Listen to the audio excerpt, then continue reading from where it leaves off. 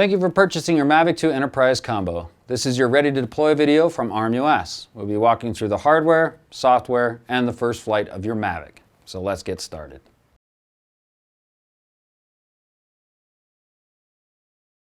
The RMUS package may include landing pads, cones, and vests. Additionally, extra batteries, accessories, SD cards, and USB cables will be included.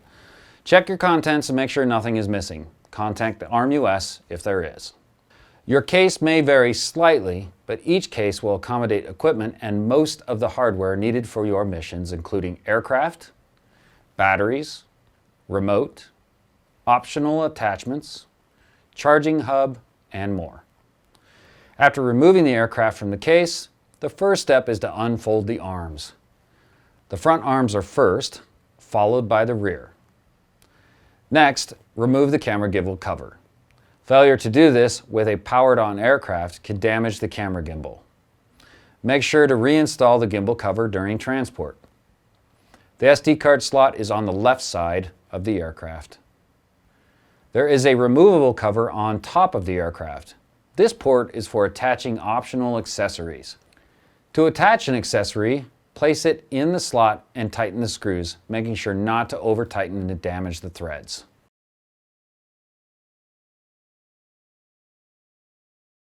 Your kit likely included several batteries. A single press of the power button will indicate the state of charge. A press and hold for 5 seconds will activate the battery warmer for operating in cold environments.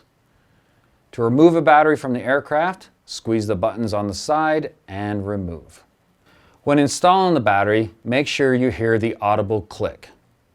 This is to confirm the battery is properly locked. The charging hub comes in 2 parts, the power supply with cable and charging hub itself, which can accommodate 4 batteries. The power supply also features a USB Type-A port for charging your remote. Make sure to monitor your batteries while charging. Do not leave them unattended.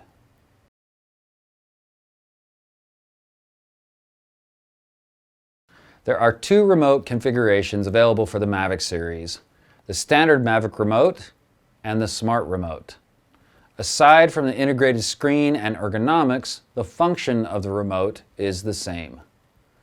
A quick tap on the power button shows the state of charge, while a quick tap, then hold for 3 seconds, turns it on.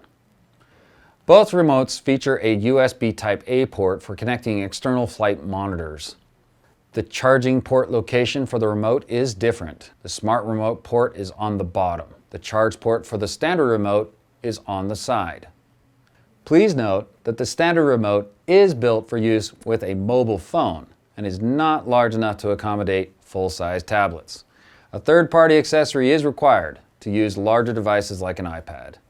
Install the DJI Pilot application on your device, launch the app, and sign in with or create a DJI login. From here, we should be ready for our first flight. Let's head out to the field.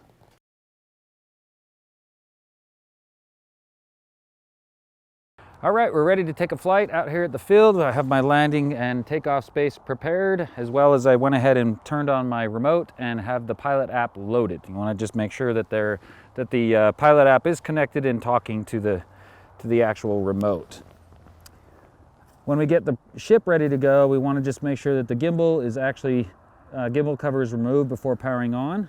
We additionally want to make sure that our props are actually pushed out. We don't want them folded. This will decrease a little bit of the vibration as well as any issues with that. When we turn it on, we're going press it down once, then hold it down. With doing that, we want to make sure that the ship is actually not being touched during that calibration process, as well making sure nothing is going to inhibit the gimbal calibration to happen as well.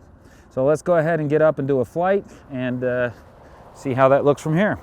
From here, I'm going to go ahead and hit manual flight on the app. On manual flight, you can see that there is a checklist here. We want to just make sure any of the settings here, specifically the return to home height, which is currently set at 30 meters, is set up for whatever height that you want to make sure that you're safe to not hit something just in case we run into a RC disconnect. I'm also confirming down here on the remote that we've got mode 2 set up. And from here you can also format your SD card if you absolutely have to. Close the checklist. And on the UI here, we can see a number of things, but when we get up in the air, we're going to have time and battery display. So let's go ahead and we're going to push the sticks into the corners, bottom corners, and take off.